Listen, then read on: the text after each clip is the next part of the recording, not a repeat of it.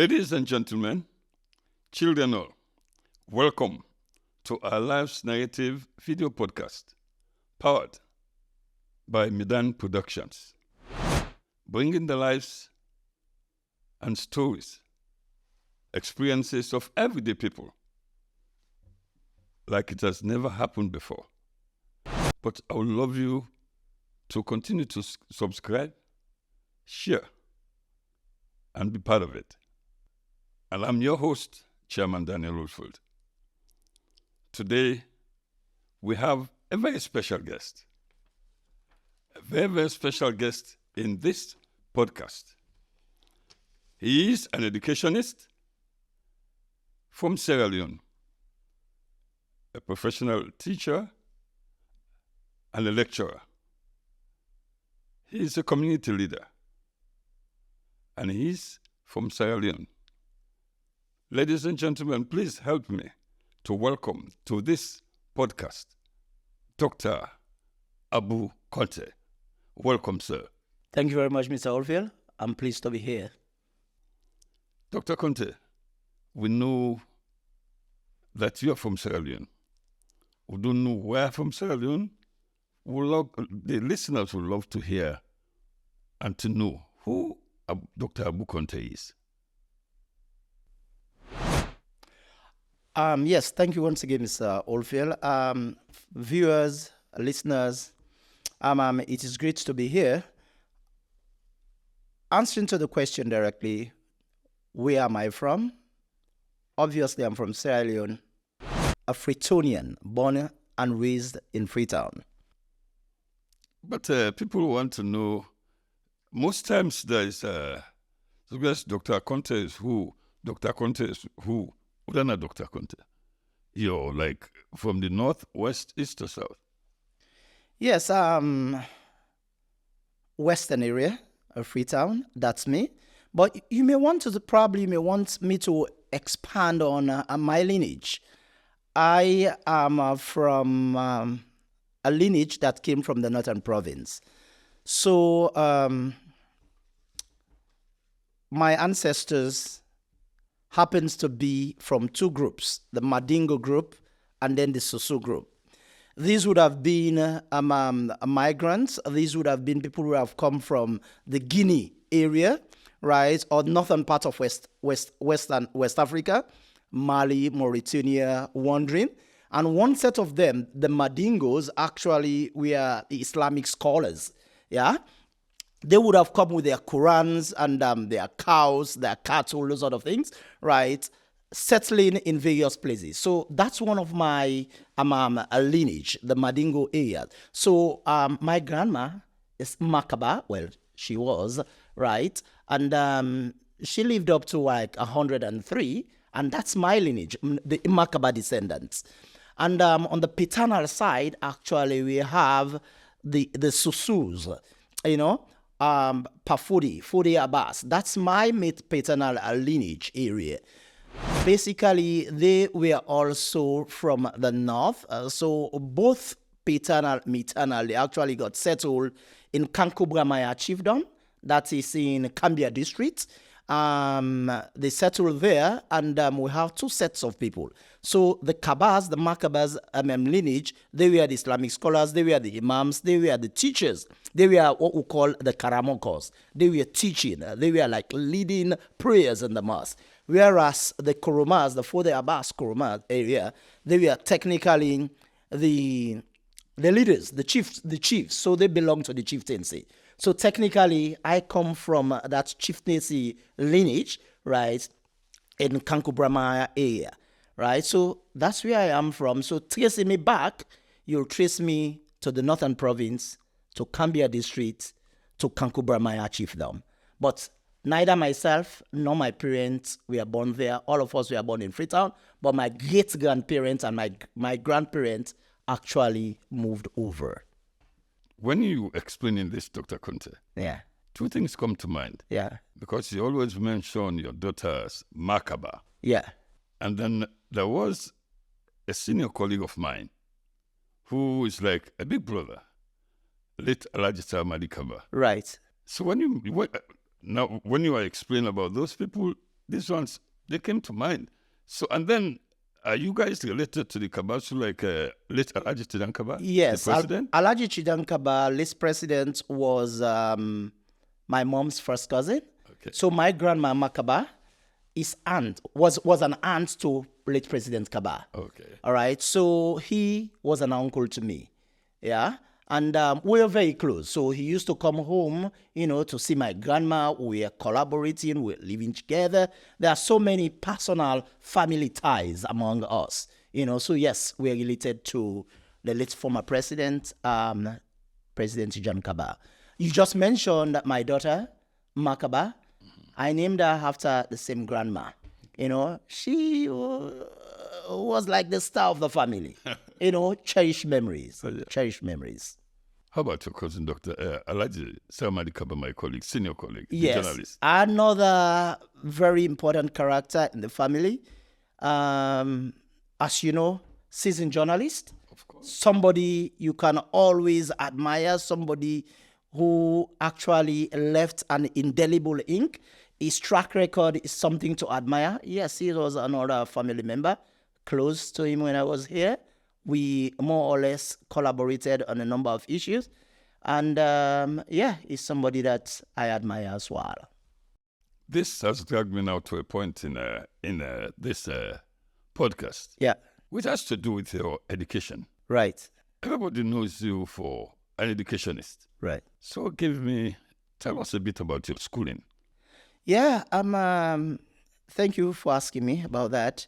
I am one of those who were blessed to go through the ranks and file, as they say, right? From the roots to the tip.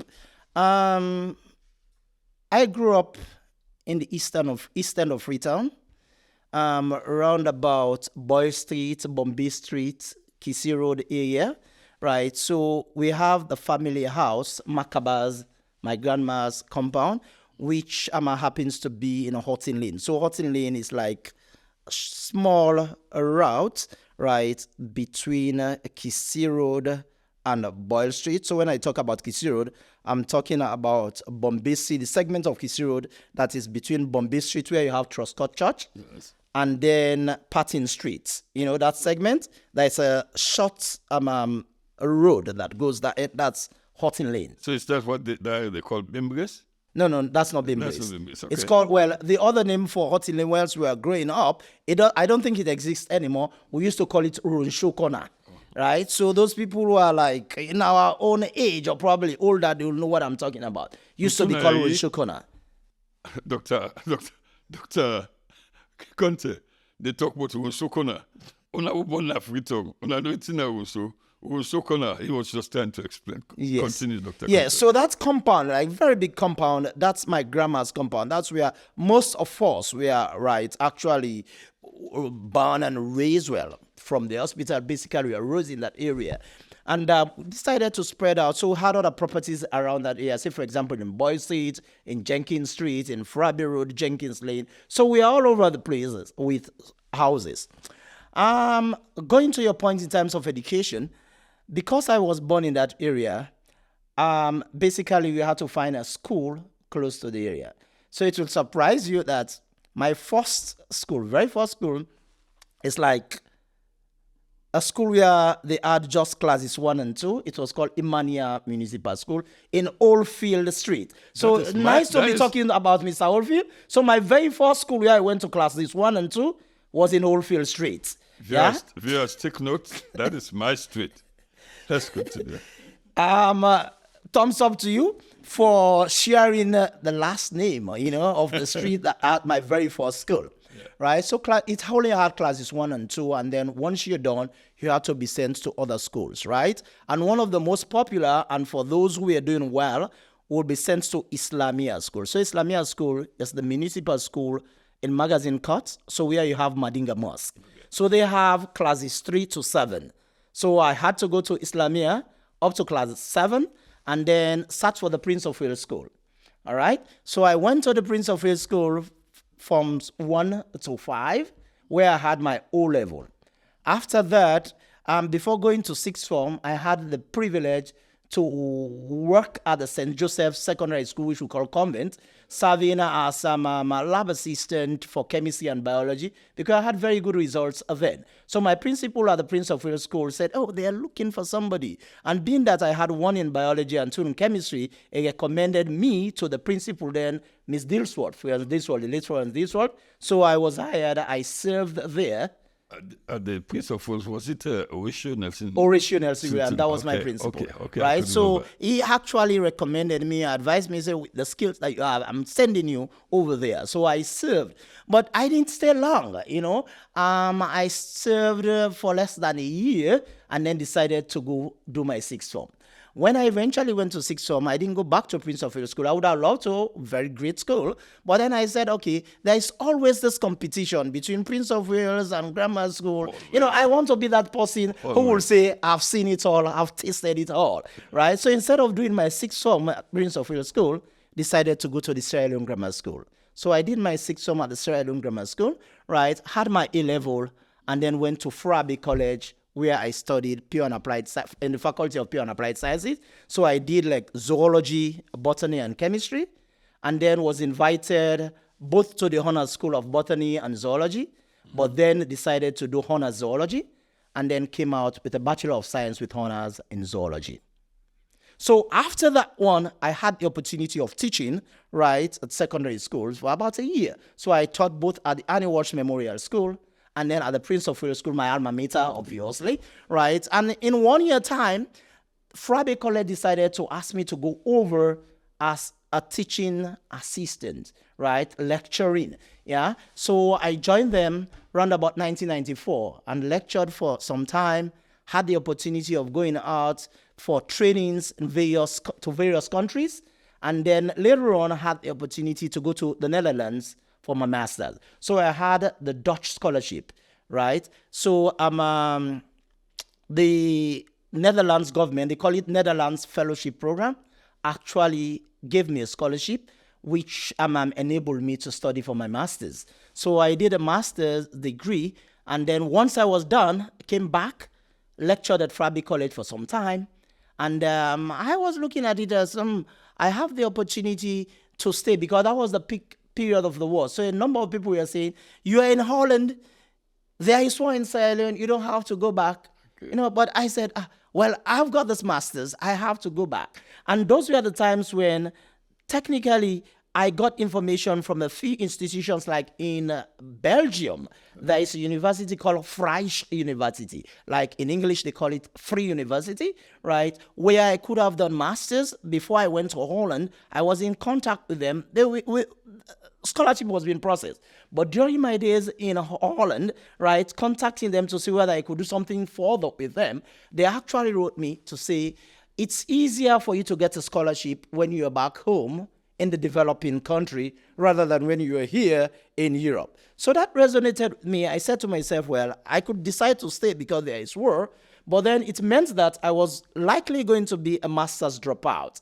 The reason being, the chances of getting scholarship whilst I was there was very slim, and working, raising the money, paying for a PhD might have been very tight. So I said to myself, I have been serving my country.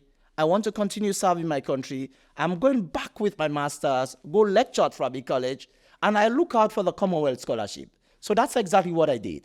Went back home, continued lecturing, right, whilst looking out for the Commonwealth Scholarship, which I eventually got. So I got the Commonwealth Scholarship to New Zealand, and that took myself, my spouse, my wife, and my 2 children, who went to New Zealand at Victoria University of Wellington, where I did my PhD, right, and then completed that. And once I was done, I had the opportunity, right, of actually looking out for international experience. So I went back home, though, after the PhD, lectured for a short while, and then decided to come out and enrich myself with what I'll call international flavor. So here I am right now, right, with that same pursuit. I'm coming. Ladies and gentlemen, viewers all, you're listening to our Life's Narrative video podcast powered by Medan Productions.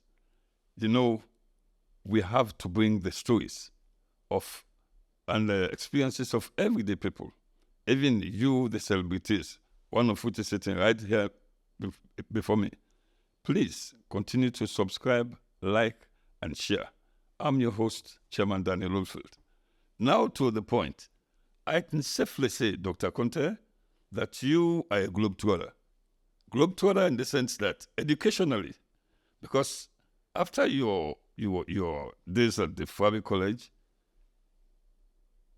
as a journalist, I have the inkling that you trotted in several places around Africa before you ventured in other places. Like you traveled almost around the globe, but I'm not too sure for South America.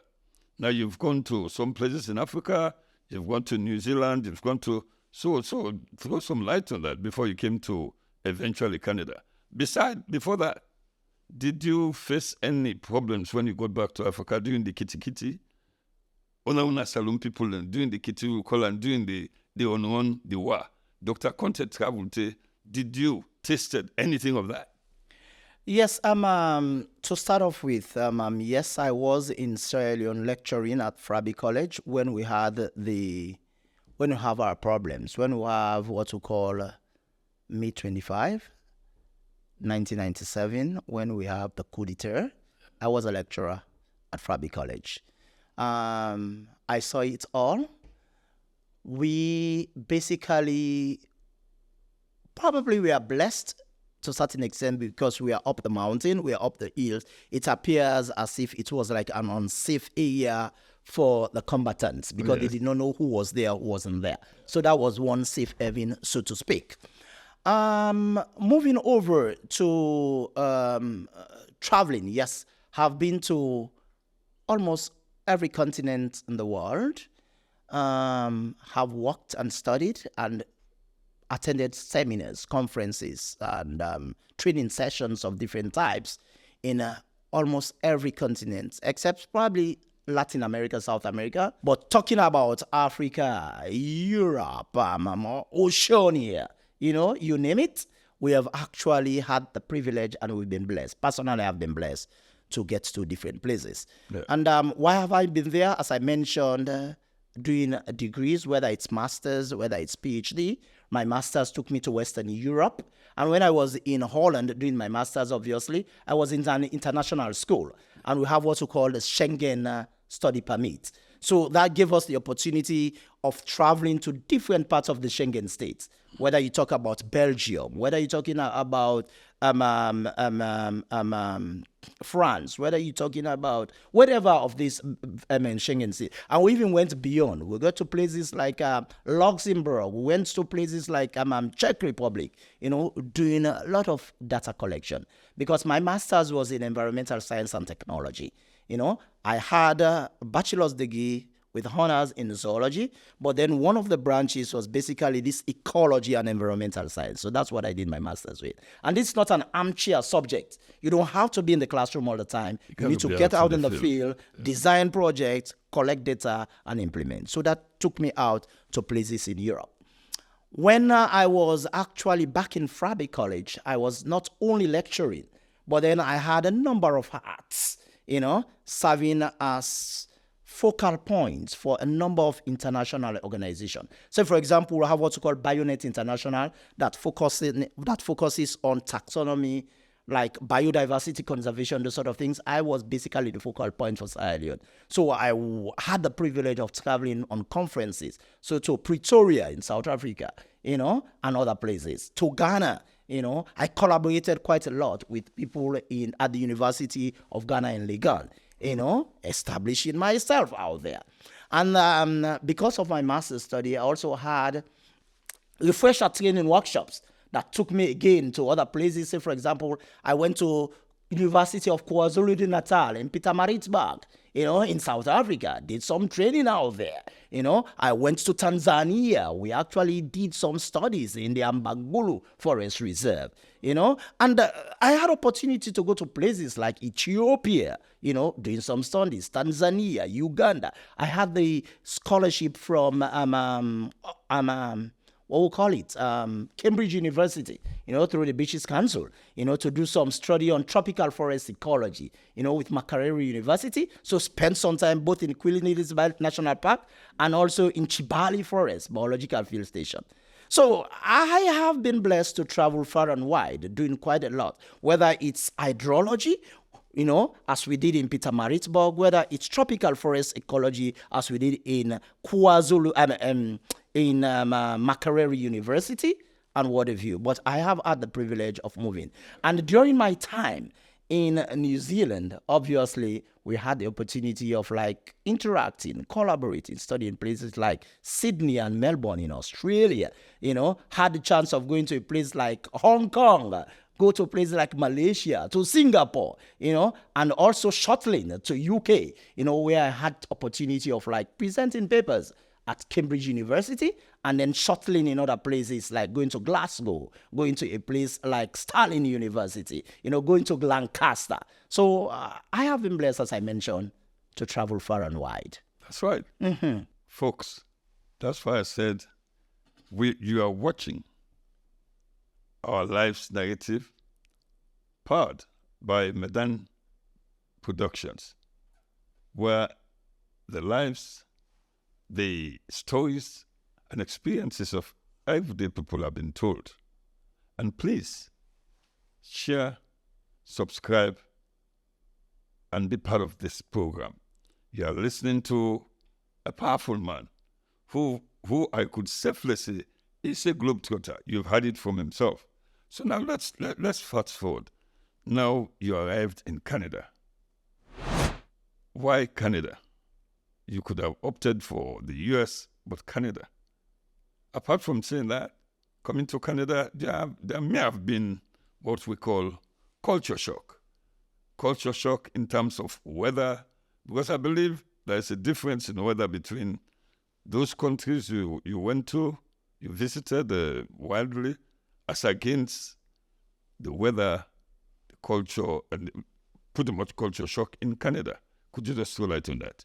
Yes, two parts to your questions. First, why Canada? I would safely summarize it that it might be the design of God Almighty that I should be in Canada the day I came to Canada or the time I came to Canada. That's the way I'll summarize it. Why do I make that summary? As I mentioned to you, I went to New Zealand on a Commonwealth scholarship, right, to do my doctorate. When I went to New Zealand to do my doctorate, I had two major temptation. The first one, within the very first month that I went there was an advert moving out for a big international job with big money. Yeah. So I did apply. This was around about Christmas time. I did apply for that. And I received an offer after going through the process. I received an offer of the job.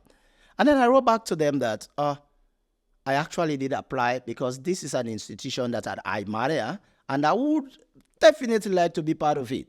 Okay. But I have just got a scholarship, a prestigious scholarship, which is the Commonwealth Scholarship, to get a doctorate. And that will take me 3 years. Okay. So, thank you for making this offer. Please keep me on your roster. Please keep me on your list. I'll come back to you in 3 years. Right? Mm-hmm. Lo and behold, I never received any reply to them. Probably I'll say, this guy might say, this guy not serious. In other words, doesn't seem prepared for it. Yeah, so that was the first distraction that I pushed away because I actually valued the Commonwealth Scholarship. I actually valued that terminal degree into which I was enrolled. So I wanted to make good of my promise to achieve that qualification and to make the best out of what was awarded to me. So that was the first point. When I was actually studying, I did PhD like the British system. I didn't know how to go to classes. I had to in the first year sit down there, right, think actively about what I wanted to do active research, brainstorm, and then put my ideas down on paper, and then build up what we call a proposal. Again, I didn't have to go to class, but then I collaborated. I discussed from time to time with my supervisor, right, telling him what it is I was planning, and then receiving feedback from him. So that's what we say, the big boys game, right? And at the same time, not just developing the scientific concept, but I was trying to establish, good relationship. Because in my perception, PhD as much as it is academic oriented, but it also has a social component. Your relationship, your interaction, especially with your supervisor, is paramount. You can make or you can break. Your supervisor can make or break your acquisition of that PhD. So I had to establish myself. And the process of building this, I went through. After 1 year, I was able to get my proposal, defended it, and I was ready to go out for the field work. Just at about that time, I got a number of colleagues who actually said to me, hey, you are here. When you're done, it's best to go to UK. And when you go to UK, don't stay there. It's also best to go to Canada. Wow. But then I said to myself, I'm not here to travel. I'm here to actually study. Okay. I am here to study, get my degree, go back, and then contribute. And that's what I've been doing. You know, I did it when I went, after my first degree, when I went to places like Uganda, went Makerere University and other places, when I went to Ethiopia, you know, when I went to South Africa, you know, I did not want to go out and stay. I wanted to go and equip myself, get myself better prepared, and then come back and give. That's what I was doing. So after the master's, I did that. So I went home. I decided to design my research so that I could go back and contribute to the biodiversity development in Sahel. So my data collection, my study site was back home in the Western Area Peninsula. You ask me where I am from? I'm from Western Area, right? They say charity begins at home. So I went back to the Western Area to focus on biodiversity. Mind you, my undergraduate dissertation was on the same thing, biodiversity conservation. This time at a narrower level, the University Forest Reserve. I developed a management plan for that. So for my doctorate, I wanted to broaden it out. So not focusing just on that Western Area Peninsula Reserve sector that's around the Frabe College, but then expanding it to the entire Western Area Peninsula Forest Reserve. So I could make significant contribution. That's what I did, went home. During my time studying this, that's when I had the opportunity of looking out to go to Cambridge University to present in their annual seminars. Yes. So I got that, returned back to New Zealand, right, developing my thesis, got one of the papers out, and that was the paper that I went to Cambridge University to present. And when I went, before I left, I got foreigners, not Sierra Leoneans, obviously, because we didn't have any other people within Wellington. I was in Wellington, the capital city of New Zealand, yes. Right? So basically, we had foreigners who were telling me, hey, Abu, go to Canada. Right? So I listened to that. I don't know why they were telling me this, right? I listened, like it came through 1 year and then out the other, right? And then I left on this conference for Cambridge University. When I went to Cambridge University, presented, I had the opportunity of taking tour in UK. Like I said, I went as far as Stirling University.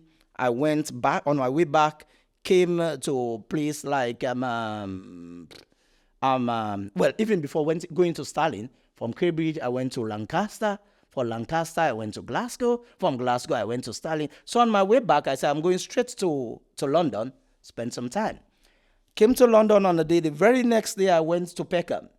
When I went to Peckham, within 5 minutes, I met some classmates, from the Prince of Wales School. Peckham, there are lots of Sierra Leoneans. Exactly. I was there myself. Exactly. So I know what you're talking so the very first Sierra Leonean who came to, who I saw said, hey, Abu, you don't come here. And then I said, well, I'm here just to present. He said, you know what, Abu?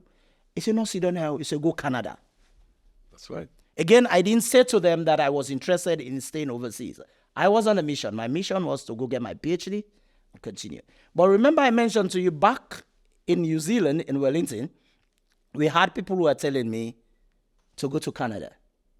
And I went to Peckham in London. The very first person who came across me, who I met, told me the same thing. And these guys did not communicate. In fact, they don't even know themselves. Okay. Right? 2 days later, again in London, there was another person who said to me, hey, go Canada. I still took it, like a passing message. But then later on, when I got to my room, I sat down and I said, why is this message coming from various angles? People who have not communicated telling me the same thing. as you, the elders, will say, the voice of man is the voice of God. Yeah. So I said, this is a message that you need to look at a It little was bit more. destined to happen. Yeah, so I went back home this time in New Zealand, where I would continue with my PhD thesis writing, And then it occurred to me that you need to give this active thinking. So in the morning, I'll be in the office writing my thesis, and then probably 6, 7-ish, I'll take a break. I was living on the university houses, one of these houses, family houses, right? So it's like 3 to 5 minutes walk from my office to the home. So like 6-ish, I'll go get my dinner and then come back, probably walk till 9. At 9 at night, when I take a break, I'll say, okay, devote some time looking into this Canada thing that we will talk about. So that was when I started reading and seeing the options of moving over to Canada. And I studied that thing like people will say Kanda to Kanda, the guides. Actually back to back, try to understand what it was. A number of those people were saying, they said, I have to talk to lawyers. I didn't need to talk to lawyers. I thought, let me study and see. I went through and I realized it's something I could do myself. And then I gave it a shot. I did try it and it went so fast. Luckily, they did not even ask me for an interview. And within a year, I was cleared. My family got a PR. So that PR is what actually brought me to Canada. So I came in as a skilled migrant with extensive experience in academia, having lectured for over 14 years at the time, and the university setup. So that was the thing that actually handed me the visa or the permit to come over with my family to Canada. Ladies and gentlemen listening, we are right here at our Life's Narrative video podcast, which tells the stories of everyday people, their experiences. And now we're just listening to a very powerful man, a globe-trotting man with lots in the head. Now he has the opportunity, he's coming to Canada. Sit back and enjoy this very powerful program, which is being powered by Medan Production.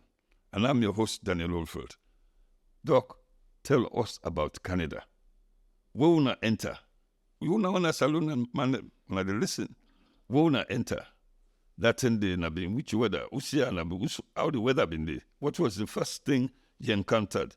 Winter, summer, or what? As I mentioned to you, I had the privilege of being in different parts of the world. So it was not much of a shock. I saw snow, I saw hot, I saw harmattan, as you call it. So seeing winter was not much of a problem, but it was a problem because of how severe the weather was. That's what I'm So talking people about. say it was brutally cold, and so it was. We arrived in Canada at the peak of winter. So we came in January. So January 2011. Yeah? And when we arrived at our first spot, it was minus 45 degrees Celsius, minus 45 degrees centigrade. That was how cold it was. Wow. We were in the airport looking out, seeing the entire place covered with snow, completely white. Completely white. Okay. I have been in places where it snows, but not that much. I have been in places where it gets cold, but not that cold. So that was the biggest. So it was brutally cold. To an extent that somebody asked whether we want to rethink our decision to come over. Back to so it was brutally cold. So that was, and probably that's still one of the major concerns that anybody may want to have, right? If you want to be concerned about something in Canada, weather condition. Now we've known that the doctor himself, Dr. Abu Conteh, the teacher, the lecturer, has now entered Canada. He has faced the tremendous, severe weather. How about your professional career? Meaning, your professional life.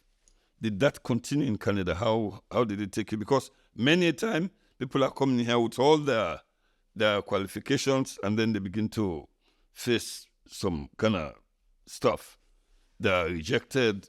They have to go back to school. Like you said, rightfully, that people are asked to go do English again and stuff like that. So how did did you experience any of that? Yes, I'm asking about my professional life. Yeah. My professional life has largely been in academia. Yeah. Yeah, as I mentioned, I had the privilege of lecturing at my alma mater back home at the University of Sierra Leone, one of the most prestigious institutions, Fraby College. And I had a spillover. And it was on that basis, the number of years of experience that I had lecturing, that was the basis on which I applied to come in as a skilled migrant. Yeah. So when I came over, right, I've been blessed to also find myself in academia, lecturing at university. In fact, I started off not at the university, I started off at the college. You know, my first year, I actually taught at the college before I eventually had an opportunity to get into university. You know, so yes, professional life, largely academia, and that's where that's where I continue to serve. Oh my goodness. So after that, you then used your academia. You easily sort of switched into the community or services. How could we go through that? Yes, I have had the opportunity of serving in various capacities in my various ethno-cultural communities and even in religious settings. And also in addition to academic setting, I have had those opportunities. It did not start here in Canada. Certainly it started back home, you know, leadership, support services, and what have you. And this started actually even at an early age. I would just skip high schools and then move straight to university. When I was at Fraby College, I happened to be, during my time, the president of the Faculty of Pure and Applied Science Society, you know, and that was a time when we attracted so many attention, you know, so people became interested. So probably I'll say that was one of the most significant leadership role that I embarked on. President of the Pure and Applied Science Society, we call it PASS for those who went to Fraby College. And just within that same length of time, I was also the very first secretary of an inaugural society which we call Wildlife Conservation Society. Because wildlife conservation during my time was a relatively new subject, new topic in biological sciences, right? So we basically organize ourselves to set up a society, a community, right, of like-minded people who promote conservation. In other words, conservation happens to be the wise use of our natural resources, sustainable management, sustainable use of natural resources. In a local way, some clever people will say, situation in which you have your natural resources, conservation will be the way in which you use some of the resources, you save some, and then you replenish some. So that was the idea. I happened to be like a secretary. And moving further down, right, there's a bigger society which many Sierra Leoneans or many Freetonians will know about, which is called Conservation Society of Sierra Leone, right? I happened to be the honorary secretary during one period, honorary assistant secretary, and then honorary secretary during my days. Moving out of that, right, going to religious setting, I belong to, as I mentioned at the beginning, right, I belong to two lineages, the Madingo lineage and then the Susu lineage, right? So the Susu Mosque in Boyle Street, I happen to serve in various capacities. At the youth wing, I happen to serve as a vice president at one time and then moved over to a level in which I became chairman of the Jama, right? Bringing some sort of changes, right? Bringing some sort of fundraising venture in which we organize a breakfast, iftar, in a classical way that had never been done before, raising enough funds to more or less furnish, you know, paint and then beautify them all to celebrate Ramadan. You know, so those were some leadership skills that we actually had. In addition to me serving, again, I mentioned the academic setup, served in various capacity, not just as an academic person, right, lecturing, but I was also an administrator serving as a warden for one of the halls of residences at Fraby College. So I was warden for Solomon Coker Hall at one period. The very first time Solomon Coker Hall ever won sports at Fraby College was under my leadership. Solomon Coker was well known for being second when we have the annual inter-hall athletic competition. Solomon Coker was well known, notorious for being second. During my time as warden of the hall, for the very first time, Solomon Coker Hall happened to be first. Probably all the more reason I'm with green, because Solomon Coker Hall is a green color hall. This green, yes. This green thing, I won't go too much in the green business because yes. of reasons personal. Yeah. Moving over to other places, of course, I've been able to serve in various capacity. Coming to Canada, I had the opportunity of bumping straight into the Leone community here in Edmonton, Alberta. And at the time, the association, the Leone community has an association, which of course Leone Canada Friendship Association, which at the time was dormant. And community members were concerned about the dormancy, right? And one of the meetings that they held within that same year or 1 or 2 years after I came was, how do we revive this? What was going on? What was the problem? What was the reason for the dormancy? So immediately at a meeting, they set up a committee, right, to look into the problem and see how we could fix it. I was blessed to have been selected at the time, right, as chair of that committee. I worked with my committee members. We looked into the problem. We identified the problem, the root causes of the problem, and proposed solutions, implemented those solutions, and then turned the situation around, revived the association. And that was what actually led us to what we have today, which is the Leone Association of Alberta. Being there at the Leone Association of Alberta, not was I only a chair of that committee, I had the opportunity of being asked on a number of occasions to serve in various capacities, supporting the executive. And on some of these cases, I was even asked to lead a committee to revive the bylaws, what we call constitution in Leone, the association, which we did, right? I was also asked to be chief electoral commissioner for one of the elections, which we executed. And on a number of occasions, I was also asked to even serve, as a leader of the association. And a number of them, I was not very enthusiastic because for two reasons. Number one, I was relatively new and I believe there were people who have been here for long.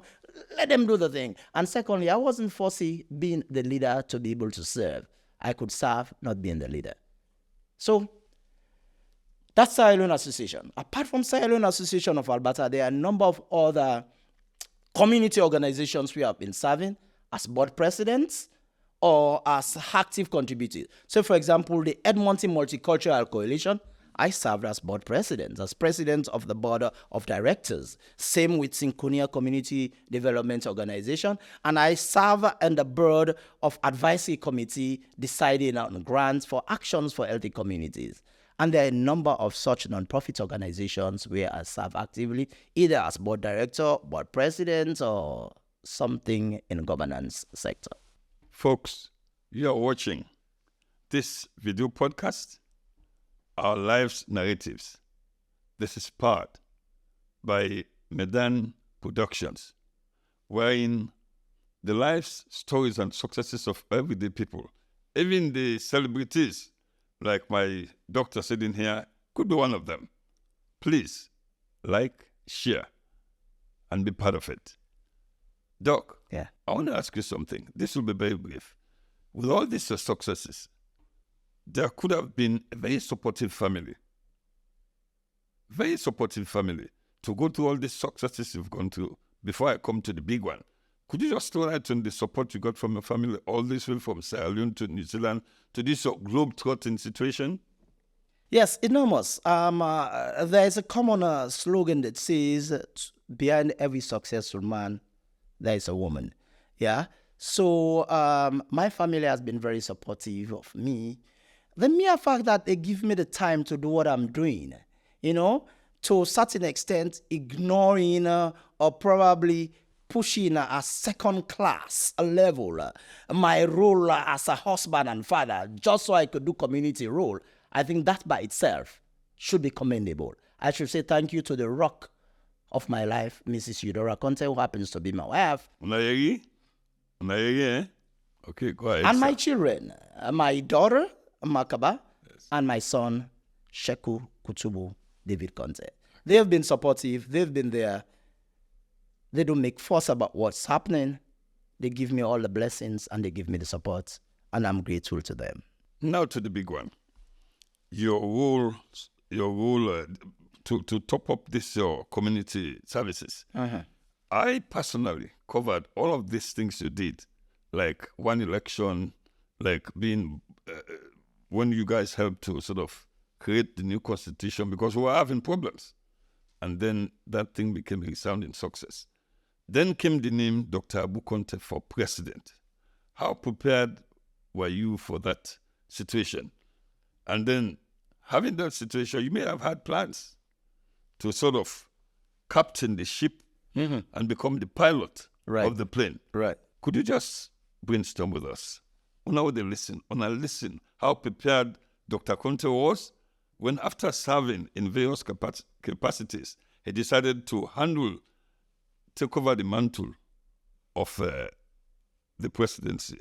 Let's hear it from the horse's mouth. Yes, thanks again, Mr. Holdfield. As I mentioned to you, when I came in, I had the opportunity of serving, and they even asked me. So on the first occasion I was asked, I turned it down. I gave the reason.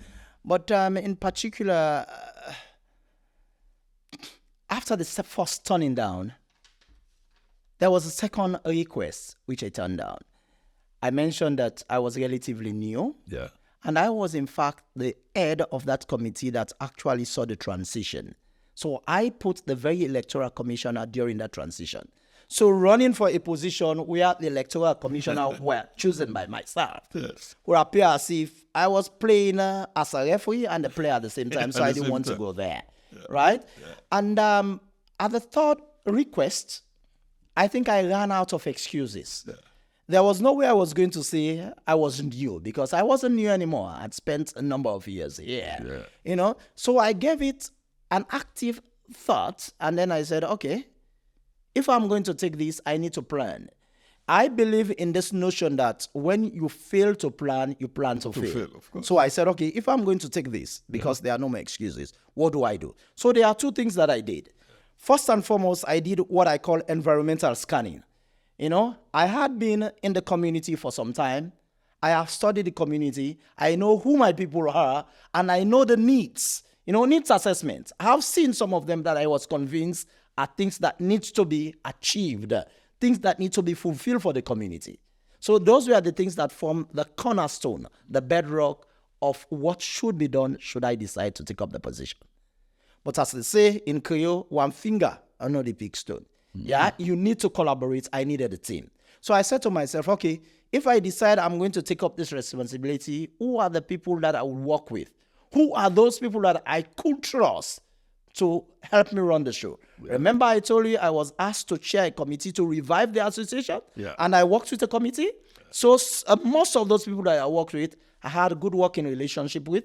We had a chemistry. I've been seeing them. So I knew some of those that I could approach. Plus the fact that my personal interaction with people gave me a clear understanding that, hey, you may want to depend on X, Y, and Z. Plus the fact that I wanted to have a broad spectrum, looking at the various ethno-cultural divisions within, you know, the community have representative, right? So I decided to come up with a list. So having come up with that needs assessment, a list, and then a list of potential people that I could work with, I said, all right, it might be the time for me to give it a shot. So approach them, we discussed, and then we started building our own, so to speak, camp to move on and then take up the reins of governance of the association. So that's how it started, environmental scanning, setting up a team, and then making a decision that we want to take the responsibility and then move on that. I, as a community journalist, I was part of the interviews of those interested. I didn't bother to interview you because you were pretty much a popular choice. And the result turned out to be a resounding success. Before doing your campaign, you pledged. You had a 14-point plan. So could you at this point give us sort of a nutshell account of these 14 points and how successful have you on this, chief amongst which is education, which is okay as an education needs yourself. Una listen. Please put your ears and listen. Go ahead, Doc. Thank you. Yes, so from the needs assessment, from my observation, myself and my team actually came up with 14 points. First and foremost was to come up with what we call census. Yeah? You're not going to be able to deliver the goodies if you don't know what you have or where you're heading for, right? So my first target was to know what it is I have, what it is I need, and where I want to go, right? For me to be able to do that, I needed to do census so that I know the capacity that I have. I know what people are thinking, what people want, what people will not want. So census, as far as I knew then and still know now, had never been done in my community. No, that's how it right. So I thought, as a group, as an executive, our first task should be to run a census. Yeah. So that was my first promise. Where are we? We actually organized it. We actually came up with it. And to God be the glory, our executive was successful in securing a grant for that. We actually conducted the census, and we have the very first census document, right, which basically is guiding us as we apply for various grants, right? Second point was actually hall acquisition. There are a number of times when we have to do our socio-cultural activities or religious activities. We have to go find a hall to organize our thing. There are certain times people have to do it in their homes. The homes are not big enough to accommodate the community, and the community is growing. So we almost always need a hall, right? Some of these halls are super booked. We don't have the spot. What does it mean?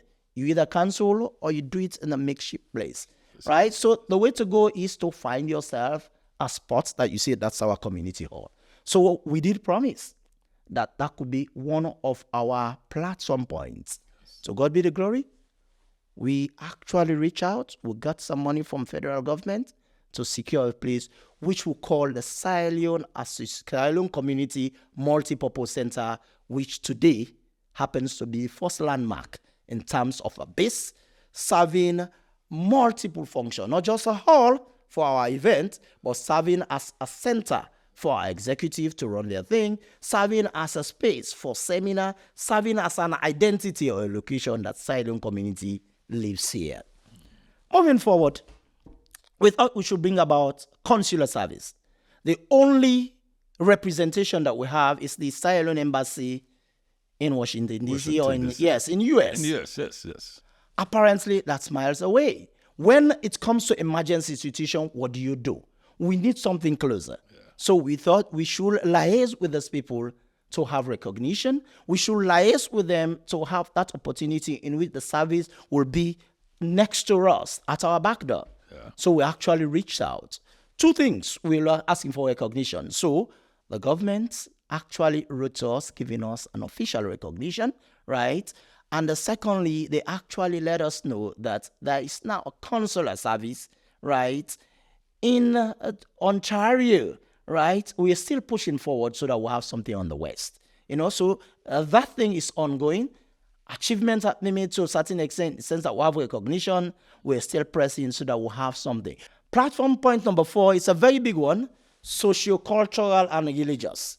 And this is where we enrich the community members, their lifestyle, their healthy way of living by a various socio-cultural thing. Back home, there is a cultural style. There is a traditional way of doing things. In Canada, maybe completely different. So in order to reduce the shock of nostalgia, we actually thought we should encourage people to have the freedom or the awareness to participate things, or events or activities the way we used to do it. So for example, during Ramadan, we used to come together, we'll eat together, we'll breakfast together, we'll pray together. This part of the world is so busy and it is so cold, as we mentioned, that people usually may not do it all the time. So as an association, we are setting up the environment to bring people together as much as possible, share food, doing some sort of discussion, doing some sort of exchange of gifts and what we call dawah, so that we enrich. Same for Christmas. When it's about Christmas time, we don't want to just be there with our families, right? Mother, father, and children. We want to make it a community thing. So as a community, since we took over the governance of the community. We've basically been doing it since 2019 when we took over as executive. We ensure that every Christmas we set up a Christmas event where we bring goodies, toys, some other Christmas goodies, and try to cut across from children, right, adults to those in their dotage, right? Cut across, make them feel the fever. We do 9 lessons and carol. We have enough food and dinner to spread around, and then also have their Christmas goodies. When it comes to those other things like naming ceremony, we try to organize it the way we used to do back home. Yes. When we have bereavement, we ensure that we rally around the bereaved family. We have some sort of insurance or collection like that thing. Like we say back home, kasanki, yes. right? Get some collection. Lily, we'll say in Korea again, Lily nothing. Yes. Put that in, collect. We are not saying that's what is exactly, right? Ensure that the family believes that they are not alone, the community is with them. And again, when it comes to during summer, we always organize community picnics in which we have track events, we have field events. We even have, last year, we even had eating race. In addition to the normal food and then the dancing that's basically there. Let me come in. Let me just watch in to help you down. Mm-hmm. So it so happened last year, myself and the doctor here were champions. I won the 100 meters, old as I am, and doctor won the it was 1,500, right? 5,000. 5,000 Don't meters. dilute it. 5,000. Let me tell you guys about it. I have friends, two journalist friends, who could attest that when Dr. Conteh was at FBC, he was an athlete. That is Leslie Kuruma, who used to run in a African Monthly magazine, and Dr. Massakoy, Isaac Massakoy. He told me we sabi Abu. Yes. He can bully we, but I don't go for bully him back. So that was, I just came in with that.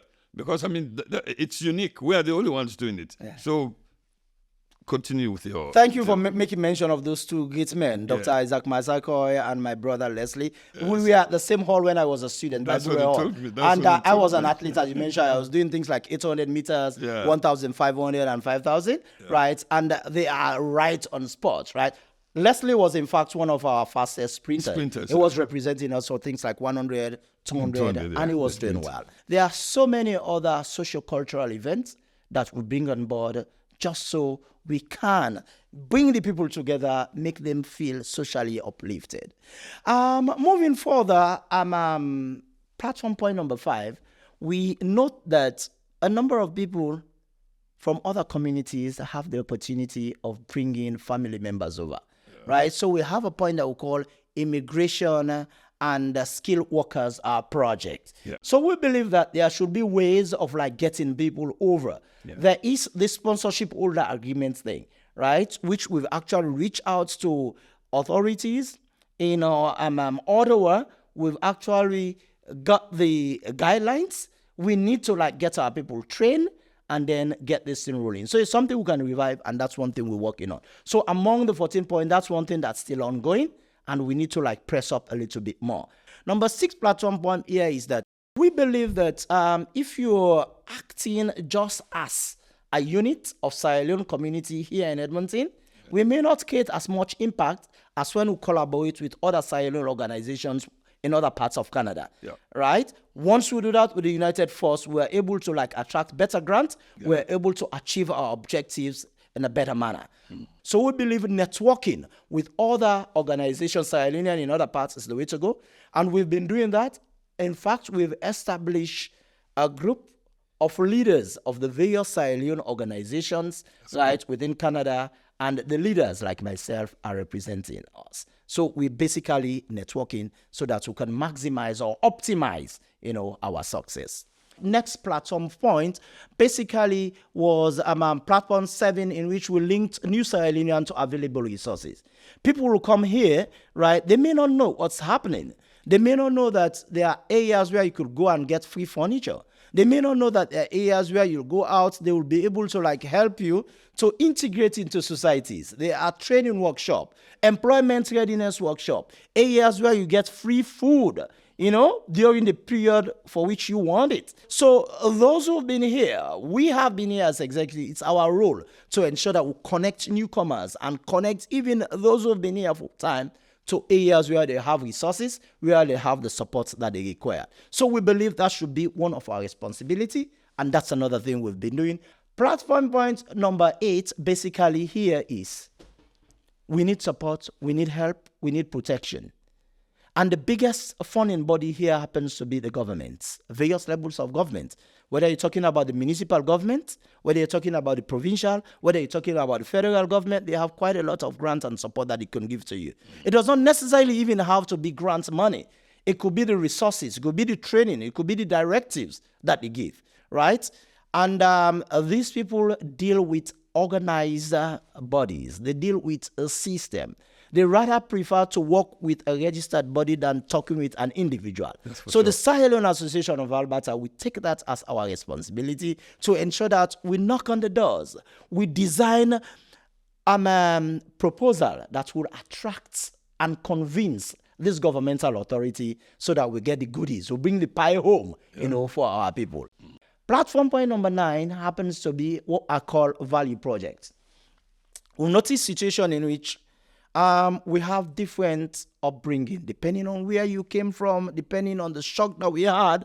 We might have got some shock that will make us behave in such a way that will appear aggressive or maybe not according to the norm. Yeah, the way I talk to you, the way I communicate with you might appear out of place simply because of my frame of mind, the way I'm thinking, right? We believe that we should not be judging you based on the way you operate. Rather, we should help to build you up to best practice, right? Yep. Setting up best practice in communication so that we are able to help you to communicate your views, to communicate your opinion in a way that is basically clear, straightforward, but at the same time respectful. Yeah. We can disagree to agree. Yeah. That way, what does it mean? It gives 2 values. Value number 1, we disagree to agree.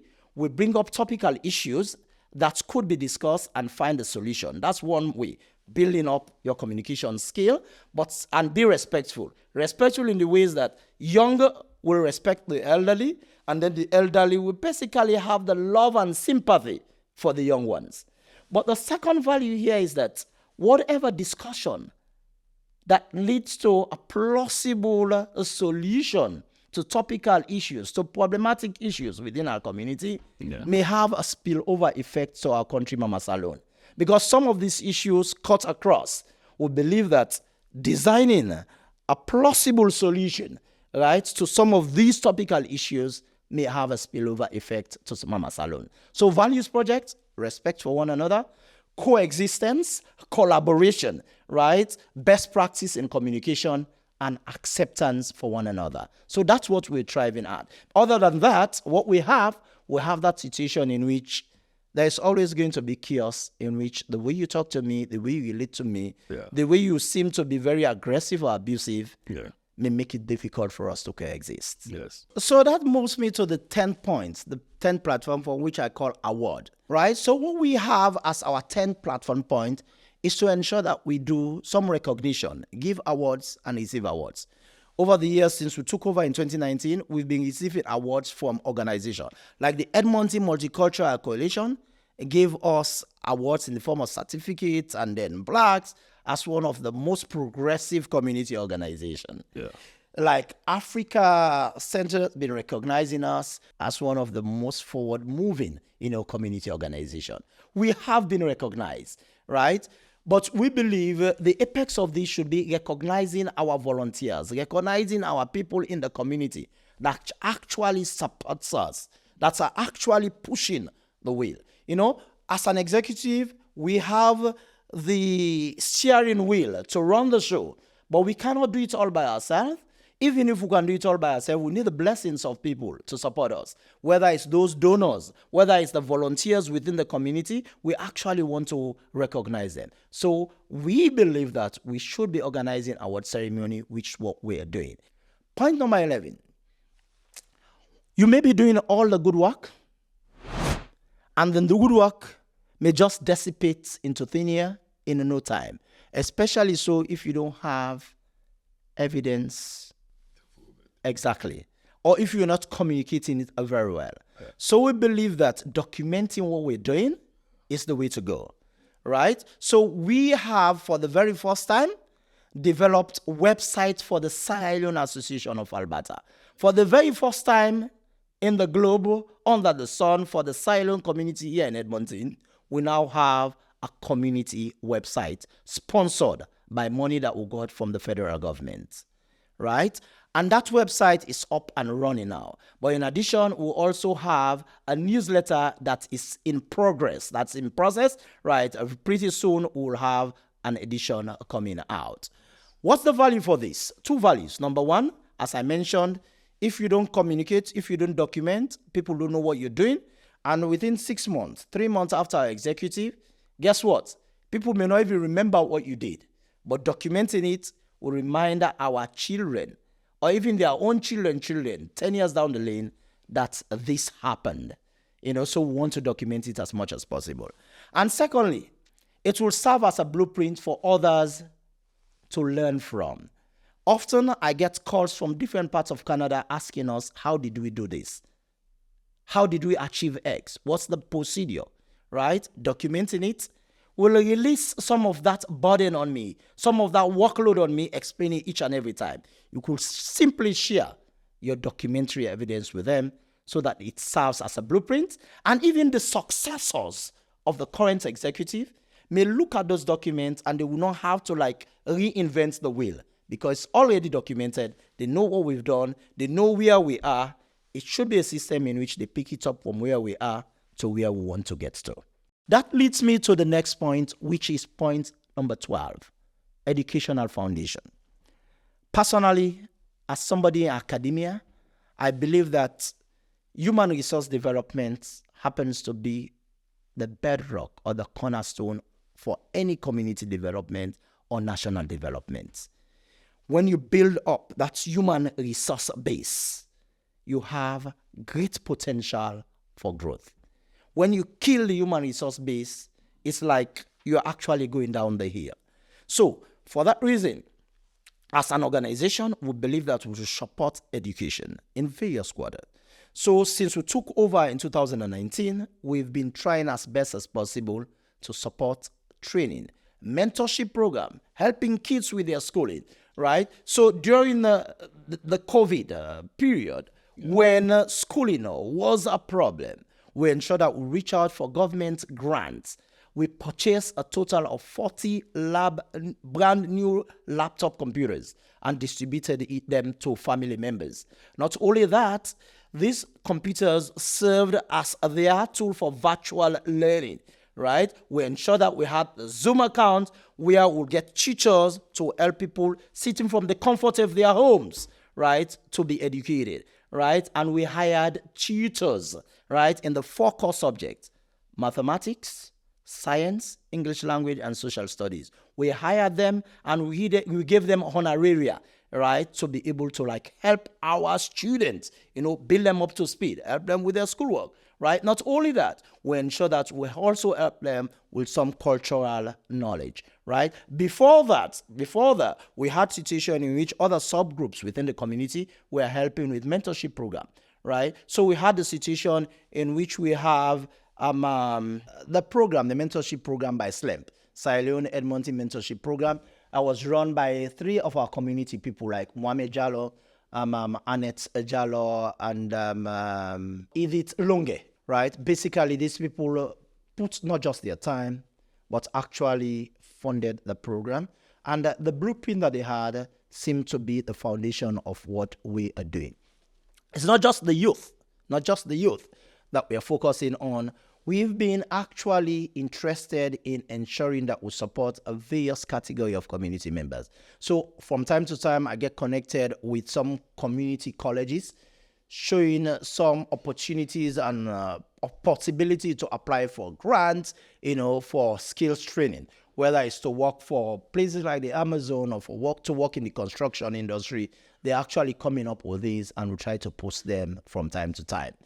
We believe that we should do more on this, right? So we're also looking out for the opportunity in which, personally, as president, have been supporting some family members so that it gets some of their family members from back home, right, to come on to study either at the university level or even at community college level.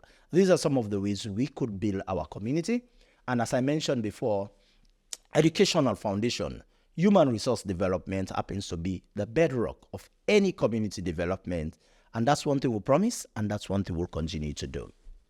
That brings me to the penultimate of our 14-point platform, which is the support for seniors. We know our seniors have been working so hard. We know they've given their best to our community, and we should recognize them, and it is time for us to support them. So since we took over in 2019, in fact, we committed ourselves that we will support you guys, Mr. Oldfield, and your colleagues, seniors. Thank you. Thank right? you. So since 2019, we've been blessed to be having or receiving federal government funding, right, which have been helping us to support you. So we've been having various programs, whether it's training, computer or IT training, so that you can network with your peers, whether you can FaceTime with your family members, whether they are far away, whether you're able to take a tour of distant places that you lived before going through Google. We are actually giving you that particular, skills training, computer skills training. We also give you awareness raising, right, when it comes to how to avert or avoid fraud when it comes to online banking using computer, right? So the seniors, not only were we able to support them with these sort of resources, but we make some social-cultural activities for them,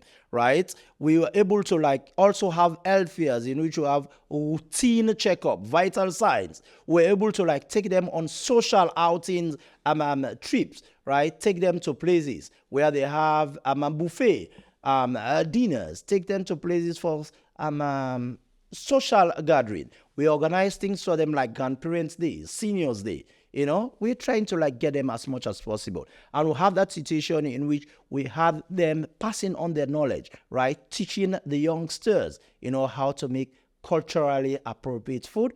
And we also have the situation in which we get some of the seniors to tell their story so that the youngster understand our culture and tradition.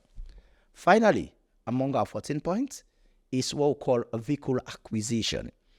We have situation in which we need to support one another, and often we have that situation in which a vehicle happens to be a problem. When you carpool, you can only have so much. So we believe as a community we need a community vehicle. So we worked for that. We actually reached out. So from funding that we got both from the federal government and the provincial government, we're able to secure a 15-seater vehicle for our community, which now bears, right, the name and the logo of the Sierra Leone Association of Alberta. So those are our 14 points.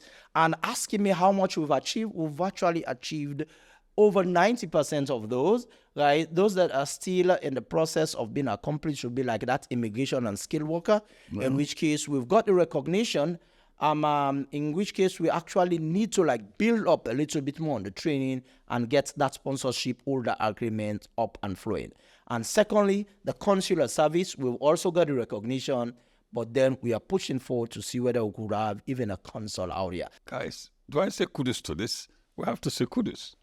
Because this is, when we hear, we've just had to the 14 points that the president himself articulated. So once again, you're watching Our Lives Narratives video podcast powered by Medan Productions. And in this area, we try to bring the lives experiences of everyday people and even celebrities, because some of our stories are not being told. Even if they are told, most times it's negative. But we do have with what you've had. So that is why we have podiums like this kind of forums to tell our own stories. And we have the president of the Sierra Leone Association of Alberta, an educationist, somebody who's traveled the world all the time with a book with a pen in front of the classroom, which he does best. He is the president. So now let's see what happens towards the end, because this is a second term. Your term ends soon. Maybe you want to give an advice to community members and like how we should continue to develop the community. What do you have to say about that? To community members, I'll say, let's realize that the community is our community, and it takes collaborative effort for us to be able to like develop our community. When we succeed, the entire community succeed. When we fail, the label goes to every member of the community. And I'm sure we want to be positive. So let's look at the bigger picture. Let's look at the betterment of the community. Pull up our socks, collaborate. Realize that the community development would not go to the credit of the leader or the executive. No. The failure of the community is not purely the blame of one person. At the end of the day, they will say Sierra Leone community fell or has fallen, right? So let's do our due diligence, do our best, support our community so that we'll continue to be proud of the level that our community has actually attained. Dr. Conteh, you should have a word. What do you have for like when elections would be convened to voters, to those who will take from you guys, your people who will be taking over from you, from your executive?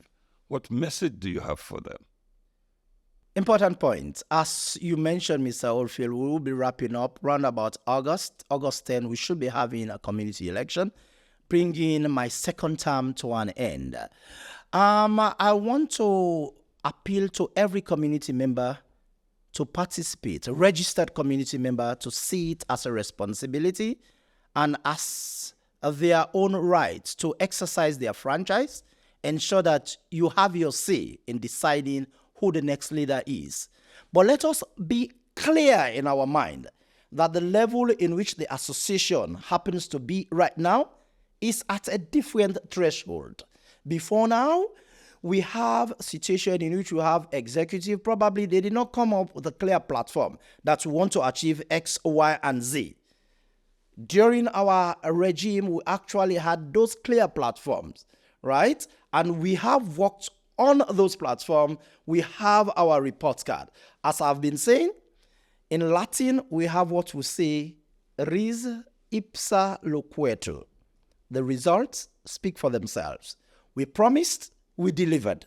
And that level that we have more or less moved the community should be a level that will serve as a benchmark, right? Let us ensure that we do not only maintain the benchmark, we do not only maintain that threshold, but develop beyond that, grow beyond that. How can we do this? We cannot do this by sentiment. We can do this by proficiency. So let us be clear. Let us ensure that we have candidates who have the vision. They have a clear plan of action. It's not a matter of going to the position for position's sake. It's not a matter of saying I want to be the president, so I want to be a leader for leader's sake. What do you have to offer? What is your vision? Why are you going there? Are you sincere about promoting the development of the community? If so, show it even before the election. Tell us your platform. Community people, watch out for the platform.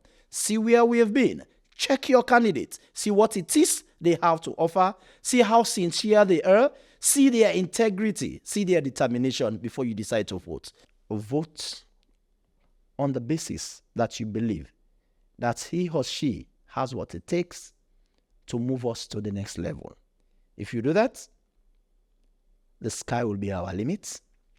If you do that, tomorrow you and I will be smiling. You've heard what the president has said. With the roundup now, on this back of being Creole, this is the final one. Dr. Conteh, we have a problem. You wear green myself very soon to what I call, this is not about party politics. This is about Sierra Leone, our country. We are faced with a situation whereby the country is infested with drugs, dangerous drugs.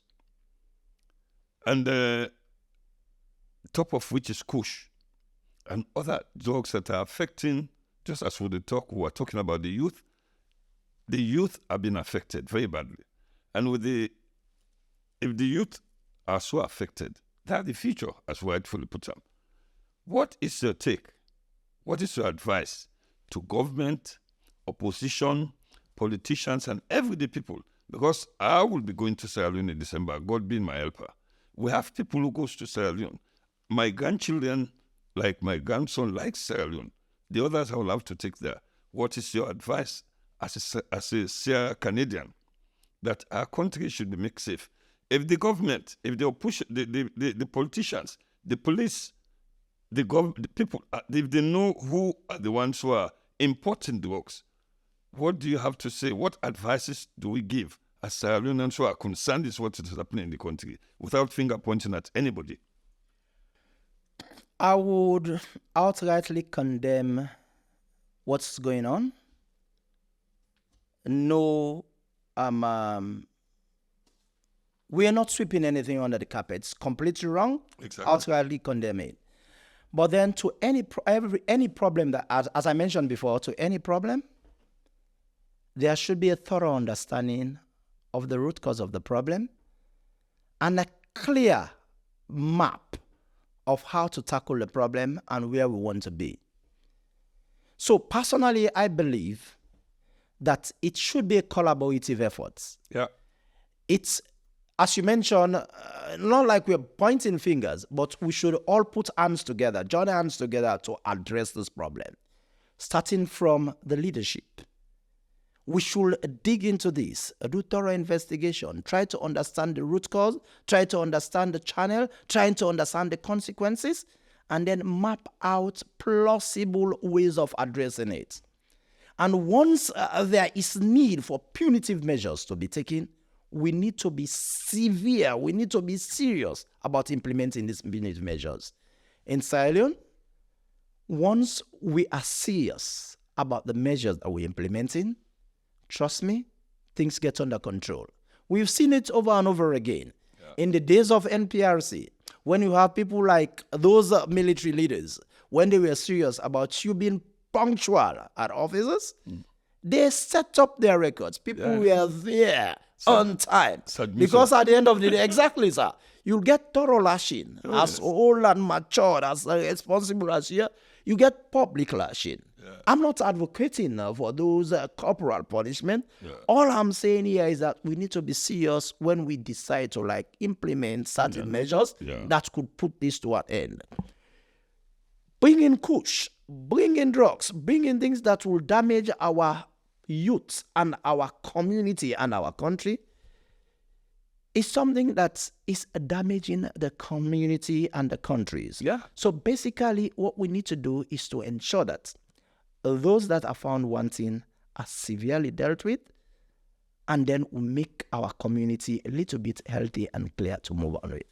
So I will advise, let us all put hands together, from the leadership to those in at the back. Yeah. Those are the grassroots who are saying it. Let us collaborate and ensure that we bring this to an end. Unless and until we do that, we are heading down the wrong path. In addition to people in leadership and grassroots members, I also feel that those in non-profit organization, international group, and all of those in diaspora should make their own efforts in controlling this disaster in our country. That's right. Let us set up pressure group. Let us have community. Let us do sensitization. Let us do educational ventures. Right. Put up the pressure. Educate people about the danger of things like kush. Give them resources. Give them community. Get the international groups, right, to communicate so that they know how severe this problem is and how it will become worse if we do not take action to solve it. This is well said, because I can tell you, Dr. Conteh, and the people listening, over the last couple of weeks, we've seen efforts being made by the sportsmen, the youth, going around doing campaigns, jog like today, the Ex-Footballers Association, they did their thing. Some other young organization, young youth organization, they did a jogging to campaign that say no to drugs. These are the things we want. And we've had it now from the community president of the Sierra Leone Association of Alberta, who've told us everything, because he's told us about his education, his lifetime in Sierra Leone, born in Sierra Leone, the east end of Freetown, his educational pursuits. He did everything to make himself who he is today, a community man, a community leader, a husband, a dad, and somebody who likes humanity. And he has advised that when they will be leaving office, vote your conscience, because the stakes are so high. People are envying our association. I went to Winnipeg, I went to other places, they said the Sierra Leone Association is next to none. The Liberians, the Gambians. So please, as Sierra Leoneans in this community, the stake is high. Let us make sure we replicate what is happening now, or even push it higher. So Dr. Conteh, I want to thank you. For you out there, you've been listening to our Lives Narratives video podcast, powered by the very powerful Medan Productions. And our producer, let me thank our producer. And let me also thank the very powerful director and also our community president, Dr. Abu Conteh. Thank you very much to this podium. And I've been your host, Chairman Daniel Rufus Corner. Please continue to share. Continue to be part of us. Share, like, and do everything that it takes to be with Medan's production, because we're here to serve you. We're here to give you all the information you need, because that is what we stand for. I will say once again, till you listen to our next program, it's me, the chairman, saying tata. Dr. Kent will say tata too. Fambule una tata. Una tata, yeah? Yeah.